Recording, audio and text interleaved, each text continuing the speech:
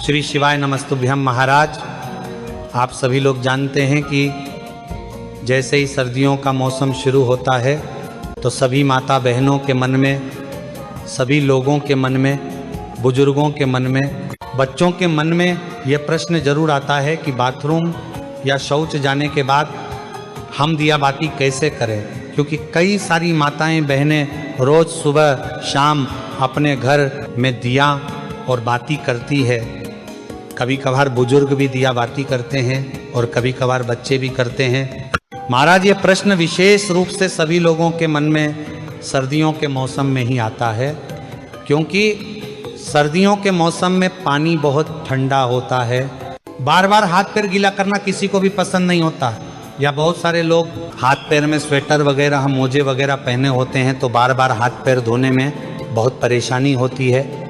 किसी के साथ में सुबह तो पूजा पाठ में किसी कोई परेशानी नहीं होती है, क्योंकि सुबह तो सभी लोग स्नान करके ही अपने घर में पूजा पाठ करते हैं, क्योंकि सुबह हमको सीधा स्नान करके पूजा पाठ ही करना रहता है। उसके बाद हम लोग अपने काम करते हैं। पर प्रश्न आता है शाम के समय में, क्योंकि शाम होने तक सभी लोग अपने कामों में व्यस्त रहते हैं और पूरे दिन भर में आप लोग बाथरूम कई बार जाते होंगे और कुछ लोग पूरे दिन भर में कभी कभार शौच भी चले जाते होंगे।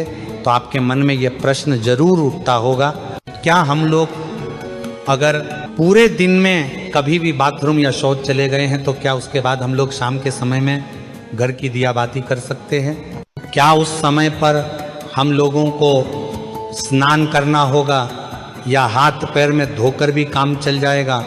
तो ये सारी अद्भुत जानकारी आपको इस वीडियो में हम देने वाले हैं। महाराज, इसमें कोई शर्माने वाली बात नहीं है, क्योंकि यह भगवान की पूजा पाठ से जुड़ा हुआ प्रश्न है, इसलिए आपको इसके बारे में जरूर जानना चाहिए। ये प्रश्न आपको सिर्फ और सिर्फ सर्दियों के मौसम में आएगा, क्योंकि इस मौसम में शुद्धता का ध्यान रखने में, बार बार हाथ पैर धोने में, स्नान करने में लोगों को परेशानी होती है, क्योंकि पानी बहुत ज़्यादा ठंडा होता है। देखिए महाराज, आपने सुबह एक बार अपने घर में दिया बाती कर लिया, मंदिर में जाकर भी अगर आप दिया बाती करते हैं तो सुबह तो आप सीधा स्नान करके पूजा पाठ या दिया बाती करते हैं, तो सुबह तो किसी को कोई परेशानी नहीं रहती है। पर सुबह के बाद में आपके पास पूरा दिन रहता है और फिर शाम का समय आता है। महाराज, अब शाम होने तक बहुत सारे लोग पूरे दिन भर में बाथरूम जाते हैं, कुछ लोग शौच भी जाते हैं, तो यहाँ पर आपके मन में अशुद्धि आ जाती है, यानी कि आपका शरीर उस समय पर अशुद्ध हो जाता है जब आप बाथरूम जाते हो या शौच जाते हो। इसके बाद अब आप अपने घर में सीधा दिया बातें करने के लिए नहीं जा सकते। तो आखिर कौन सा वह नियम है जिसका अगर आप लोग बाथरूम या शौच जाते समय पालन करेंगे तो आप अशुद्ध नहीं होंगे बल्कि शुद्ध रहेंगे और शाम के समय की दिया बाती बिना स्नान किए कर सकेंगे? महाराज, सबसे पहले ये जो नियम है विशेष रूप से माताएं बहनें इसका पालन करें, क्योंकि ज़्यादातर घर की माताएं बहनें ही शाम के समय की दिया बाती करती हैं।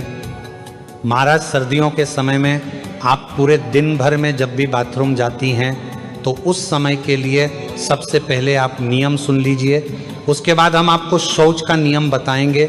सुबह स्नान करने के बाद, पूजा पाठ करने के बाद आप पूरे दिन भर में जब भी बाथरूम जाती हैं तो आप लोगों को बाथरूम से आने के बाद मात्र ये 3 काम करने हैं।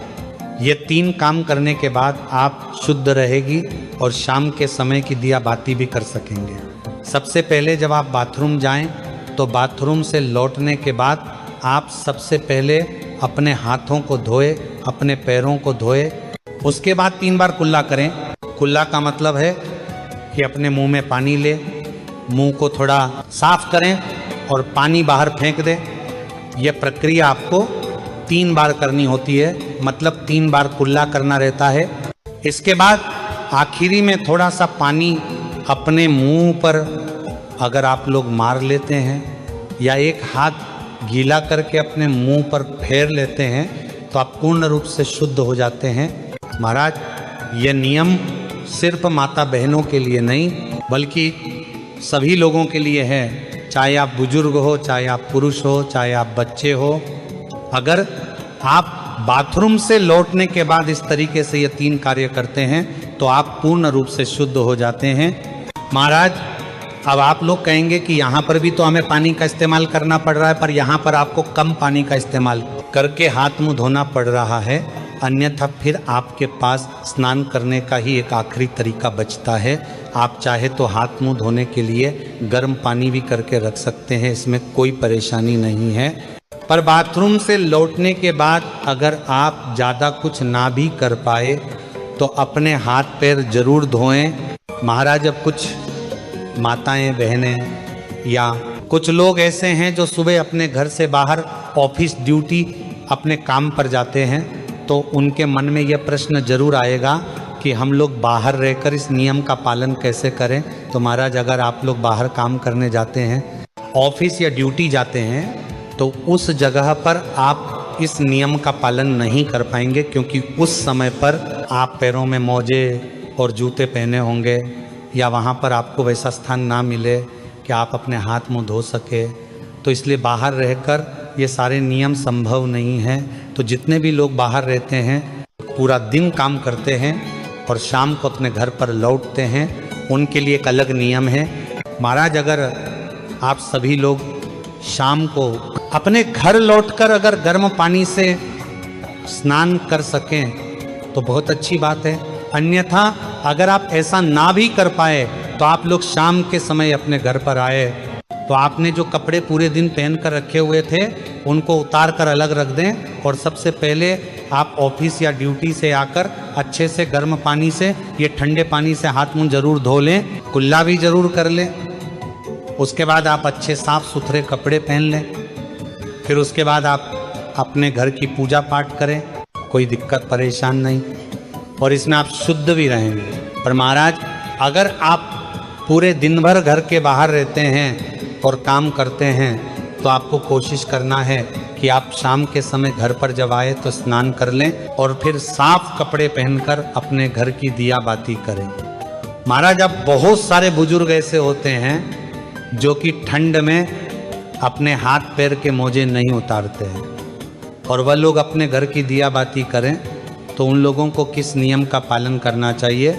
महाराज, जितने भी बुजुर्ग जन हैं वह लोग बाथरूम जाते समय भले पूरे दिन मोजे न उतारे और सिर्फ हाथ धोकर कुल्ला करके बाहर आ जाएं, पर जब आप शाम के समय अपने घर में दिया बाती करें या मंदिर जाएं तो उस समय आप वह पैर के मोजे उतार कर ही जाएं, और हो सके तो शाम के समय की दिया बाती से पहले आप हाथ पैर जरूर धो लें। आप चाहे तो गर्म पानी का इस्तेमाल कर सकते हैं। महाराज, अब हम लोग सीधा बात करते हैं कि अगर आप लोग पूरे दिन भर में कभी भी शौच चले जाते हैं तो उस जगह पर आप लोगों को क्या हाथ पैर धोना चाहिए या स्नान करना चाहिए? क्या आप लोग उस समय शुद्ध रहते हैं या अशुद्ध? महाराज, अब अगर आप लोग पूरे दिन भर में कभी भी अगर शौच चले जाते हैं तो आप पूर्ण रूप से अशुद्ध हो जाते हैं, और शौच के समय आपने जो भी कपड़े पहने रखे होते हैं आपके साथ वह कपड़े भी अशुद्ध हो जाते हैं। इसलिए शौच जाते समय सीधा सा नियम यही है कि जो भी लोग पूरे दिन भर में कभी भी शौच गए हैं उनको शौच से आने के बाद सीधा स्नान करना चाहिए। अगर वह शौच से आने के बाद स्नान नहीं करते हैं तो उनको शाम के समय की दिया बत्ती नहीं करना चाहिए या मंदिर नहीं जाना चाहिए, क्योंकि आप अगर शौच से आने के बाद स्नान नहीं करते हैं तो आप अशुद्ध रहते हैं। अगर आप शौच से आने के बाद सिर्फ हाथ मुंह धोते हैं तो भी आप शुद्ध नहीं होते हैं, और शौच जाने के बाद भी आप लोग उस दिन अपने घर की दिया बाती करते हैं तो इससे भगवान आपसे नाराज होते हैं, या मंदिर भी जाते हैं तो ऐसा भी आपको नहीं करना चाहिए।